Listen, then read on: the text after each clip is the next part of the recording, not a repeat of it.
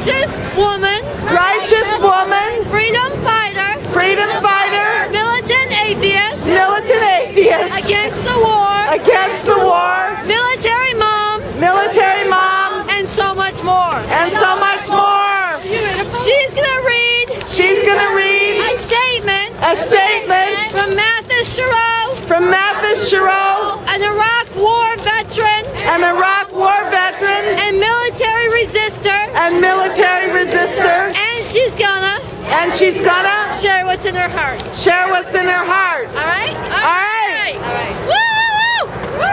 Oh, tell them the word. Yeah. We're here right now. We're here right now In front of the Times Square the Times Square Military Recruitment Center. Military Recruitment Center. This center has the highest rate has the highest rate of recruitment of recruitment in the country. in the country. We have been out here We have been out here many times many times protesting. protesting, Then being here in in the middle of our city. of our city. I'm gonna tell you some statistics about rape and pornography and pornography in the military. in the military. Every 4 hours, Every 4 hours, a sexual assault or or rape is reported in the U.S. military. is reported in the U.S. military. And you could get these statistics And you can get these statistics at the Veterans Administration website. at the Veterans Administration website. During the service, both male and female both male and female experience military sexual trauma. military sexual trauma.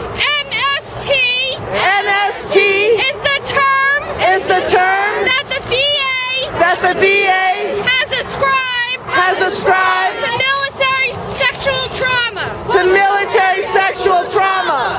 This is not only physical trauma, physical trauma, it's psychological trauma. it's psychological trauma. And it is defined And it is defined by repeated, unsolicited, verbal, or physical contact of a sexual nature, which is threatening in character. And that comes directly off the government's website. off the government's website. It's estimated that there were 19,000 cases of sexual assault of sexual assault last year. 1 in 3 women 1 in 3 women had experience of military sexual trauma, of military sexual trauma, all on active duty. all on active duty. That is double the rate That is double the rate for civilians. for civilians. We cannot accept this. accept this. I'm going to read a statement I'm going to read a statement from Mathis Shiro, from Mathis Shiro, Iraq war resistor. Iraq war resistor. Okay, no mic check. I'm going to read the first paragraph. Greetings, folks. I'm sorry I can't be with you in person today, but the constraints of the free market have me slaving my weekends away. But this protest is something far more important than brewing coffee in Brooklyn, because it speaks to the need for formation of a new radical women's movement to both defend progress made in the past toward gender equality in this country and continue agitating for an egalitarian world for all. Can you all hear me? Yes. Okay, so I'm just going to read this from him.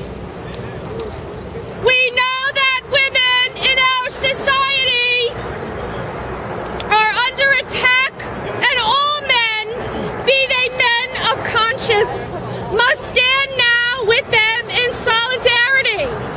We know their rights to reproductive freedom are under assault from both the state and the conservative base. We know their bodies are likewise under assault, that rape and violence against women is a problem that has not gone away by ignoring it. We know their minds are under attack by our culture, which continues to value women's thoughts less than men, and at a lower level of significance than their physicality. We know that pornography, which has become one of the most powerful economic forces in the world today, continues to portray women as the mere sex objects of men and continues to earn primarily male profits, and that this helps reinforce the rape culture that seemingly constitutes American culture today. The military is guilty of some of the worst offenses carried out against women. In the U.S. military, women continue to be raped and sexually assaulted at a rate much greater than the general population. Very often, the perpetrator of these crimes is a male within a woman's chain of command, making it near impossible for her to seek and attain justice. So often, when violence is done against women in the military, it never becomes known. Rather than become a cause for public outrage, too often these incidents turn into private shame. The military is not a safe environment for women.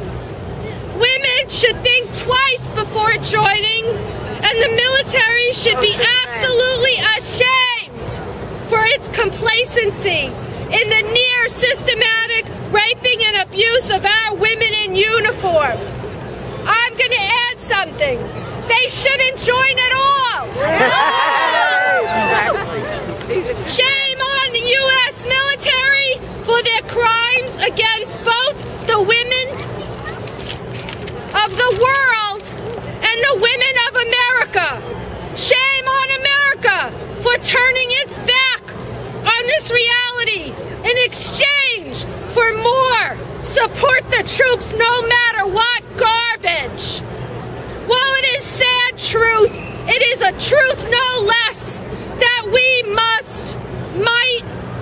fight for the rights of women and girls to be preserved in the United States. If we cannot collectively do so, then we have no right to call our nation and the people within it developed. I want to just go back to a mic check. Mic check. Mic check. Mic check. That statement was a former military sergeant. Was a former military sergeant. This is my statement. This is my statement. What I have experienced in my life is that in 1973 I had an abortion. And I had it right after it became legal. And if it wasn't legal, I would have wound up going to do it illegally. You will not stop a woman